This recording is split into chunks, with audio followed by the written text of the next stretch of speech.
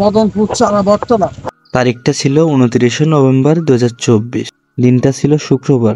প্রতি শুক্রবারের ন্যায় এ সপ্তাহেও গিয়েছিলাম যশোর জেলার মনিরামপুর থানার অন্তর্বর্তী মদনপুর গ্রামের চারা বটতলায়। ভিডিওটি না টেনে সম্পূর্ণ দেখুন।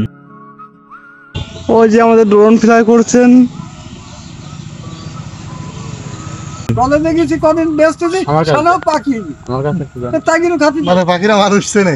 তারপরে কুকুর ঠিক 11টায় আসলে তারও এরকম মায়ের মাকায় দেবো খাইছে। আমার নাম এখানে পশু খানা। আচ্ছা, ওই লোকের কই চুরি খাই গেল।